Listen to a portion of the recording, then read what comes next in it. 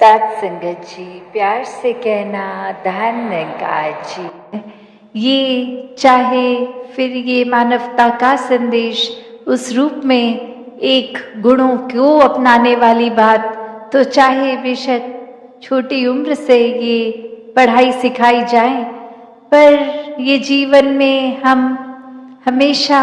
इसको कोई ऊपरी पढ़ाई की तरह ना लें, कोई सिखाई गई चीज़ की तरह ना लें, क्योंकि जिस समय ये परमात्मा, ये निराकार ब्रह्म ज्ञान से जीवन में उतर गया, वहीं एक हमारे अंदर से भाव बेहतर मनुष्य बनने की, और इसकी कोई उम्र भी नहीं। स्कूल तो फिर भी 12वीं कक्षा तक हो सकता है, पर ये जीवन कैसे एक हर समय की शिक्षा है, कण कण से शिक्षा लेना है हर एक को, कि कैसे एक ये भाव भी, अक्सर जो बात अहंकार की आती है वहाँ ये बात भी होती है कि जब किसी ने मान लिया कि सब कुछ तो हमें आता है, मैं हर चीज़ बखूबी करता हूँ, तो कोई भी चीज़, नई चीज़ या कोई पुरानी चीज़ को ठीक तरीके से सीखने की ये इच्छा कि इसको सीखा जाए, ये अहंकार की वजह से संभव नहीं हो पाता। तो कैसे अपने जीवन में, जहाँ हर कोई ताउम्र छात्र रूप भी बना रहे, एक वो सीखना तो है, पर क्या सीखना है उस पे गौर करें, क्योंकि पूरा दिन अगर हम देखें तो ये आँखें भी, ये कान भी, ये ज़बान भी, ये बुद्धि से भी, हर तरह की ये जो हमें इनपुट्स मिल रहे हैं, तो क्या हर एक चीज़ सीख लेना समझदारी है? एक भलाई उसमें है क्या? नहीं। एक फिल्टर की जो बात होती है कि क्या चीज़ देखकर भी अनदेखी करनी है, क्या चीज़ों को अपनाना है, किसको छोड़ना है, वो चेतनता की बात है। और ये चेतनता ब्रह्म ज्ञान से जहाँ एक आत्महत्या के जीवन में, एक ये स्पिरिचुअल लाइफ में, तो हर समय ये बहुत ही अच्छा माध्यम, ये टूल। पर एक और बात भी देखी जाए कि अगर हम कोई दुनियावी, कोई मटीरियलिस्टिक अपनी रिस्पॉन्सिबिलिटी, कोई काम काज भी कर रहे हैं, कुछ भी कर रहे हैं, तो उसमें भी चेतनता होनी बहुत ज़रूरी होती है। चाहे वो अक्सर छोटा सा एग्जाम्पल ड्राइविंग का भी, कि सड़क पे होते हैं तो अक्सर वही पंक्ति बार बार नज़रों के आगे आती है कि सावधानी हटी दुर्घटना घटी। तो ये हर समय चेतनता की बात है कि कहाँ पे हैं हम इस समय, वो एक एक पल का हमें होश, वो खबर, उस पल में ही रहें, वरना तो सोच 1 सेकंड लगता है इधर उधर भागने में, ध्यान भटकने में। तो कैसे जहाँ उपस्थित है शरीर, वहाँ मन को भी उपस्थित रखना है, और ये चेतनता हर समय की जीवन में हो, तो फिर बात वहीं आती है जहाँ से हर बात की ही शुरुआत है। ये परमात्मा, ये निराकार, ये जो बेरंगा है, इसके एहसास में हर समय रहना एक पॉसिबल है। एक हर एक पल इसी के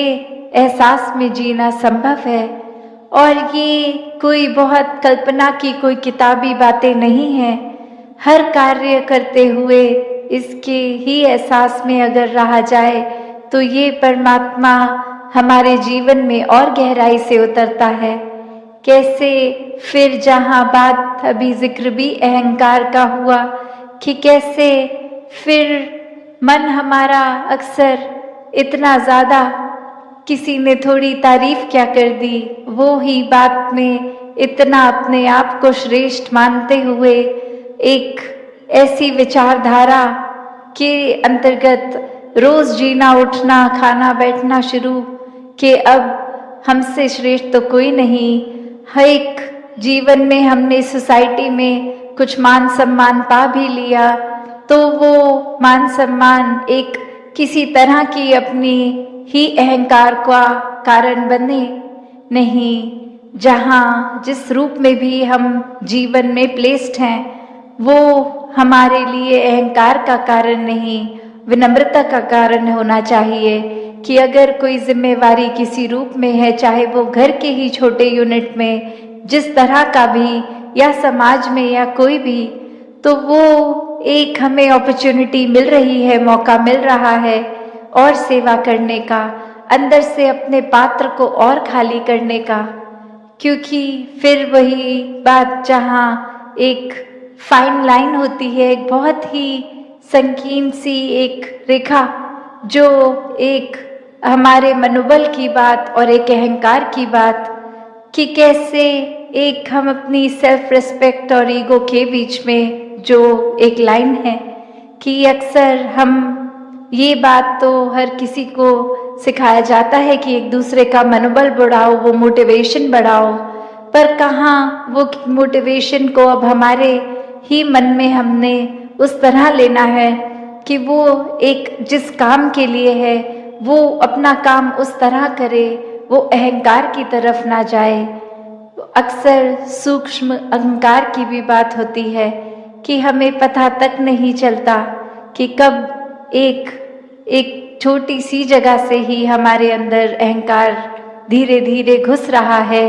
चाहे वो कोई बड़ा एपिसोड, कोई बड़ी घटना ना हो, एक छोटी सी ही चीज़ कि किसी का कुछ अपने आप से तुलना करके हमने देखा कि उससे ज़्यादा अच्छे हो गए हम किसी बात में, और वहीं किसी के ना जताने पर भी खुद ही इस बात को मन में अहंकार के रूप में लेते जाते हैं, तो फिर ये अहंकार तो अपना घर बनाएगा ही मन में, और साथ ही ये परमात्मा उतना मन से जाएगा भी। तो हमें किसको टिकाना है, किसको नहीं, ये शरीर की भी जब बात हो रही है तो हाँ, ये आत्मा जो है वो ज़्यादा इस शरीर से महत्वपूर्ण उस रूप में तो है, पर ये परमात्मा ने शरीर भी इसलिए दिया है कि हम इसकी देखभाल करते करते सारे अपने रिस्पॉन्सिबिलिटीज़ भी निभाएं। जैसे एक मटका या कोई भी बर्तन ले लें, एक बाहर की सुंदरता से ज़्यादा वो मजबूती इम्पॉर्टेंट होती है कि अंदर उस पात्र में क्या है, वो पानी है या जो भी है, क्या टिकेगा। एक थोड़ा सा भी सुराख हो जाए तो वो पहले फिर इसके साथ प्यार के बंधन में रहेंगे, एक इसको हर समय महसूस करते हुए, एहसास करते हुए रहेंगे, तो फिर ये जीवन वाकई ही कोई भी परिस्थिति का मोहताज नहीं है। फिर तो हर समय ये आनंद, ये सुकून ही जीवन में है, ये शांति, ये कामनेस, ये ब्लिस, हर समय एक यही एहसास। फिर चाहे तन स्वस्थ हो या अस्वस्थ, एक ये सुकून मन का वैसा ही कायम दायम रहेगा। तो ऐसा जीवन संतों ने समझाया है कि ऐसा जीवन जीना एक पॉसिबल है, हर एक के लिए ऐसा जीवन जीना एक मुनासिब है। तो कैसे इसको जिए, तो बात वही कि परमात्मा से जुड़ के हर समय के सुकून में रहें। और अब अगर आगे सोचें कि ये ब्रह्म ज्ञान भी जीवन में आ गया, एक निराकार के एहसास में भी रहने लगे, सेवा सुमिरन सत्संग भी करने लगे, पर एक मन का बदलाव अगर नहीं है तो फिर ये ज्ञान भी मन में नहीं टिकता। और मन से जुड़ी हुई जो पहली चीज़ आती है वो अहंकार तजना, वो एक समर्पित भाव, मन को एक अपने होने के इस एहसास से हटना होगा और इस परमात्मा के लिए हमेशा अर्पित रहना है, एक सेवा में अर्पित रहना है। तो ये सुकून यहाँ समर्पित होने के बाद जो मिलता है, तो कैसे समर्पण के साथ सुकून। तो अपने जीवन में जहाँ हम समर्पण की बात करते हैं, तो ये समर्पण कैसा समर्पण है? एक समर्पण सिर्फ ये तो नहीं कि कभी अक्सर जीवन में हम देख लेते हैं, हम कह देते हैं कि हमसे कोई सीनियर है, वो कुछ ऑर्डर्स दे रहे हैं और हम करते चले जा रहे हैं। अक्सर किसी ना किसी प्रोफेशन में देखा है, ऑफिसेज में या किसी भी सर्विस में, तो एक सीनियर का ऑर्डर मान लेना या फिर कोई अथॉरिटेटिव पर्सन, कोई टीचर, कोई और इस तरह से जो हम पे कोई बात करते हैं और वो मान लेना, वो अक्सर ये रूप उसका समर्पण का नहीं बन पाता, क्योंकि ये रूप तो वो डर से है कि वो जो कह रहे हैं वो करना ही होगा, वरना नौकरी से निकाल दिए जाएंगे, वरना फिर कोई और इस बात की रेपकशन हो सकती है। तो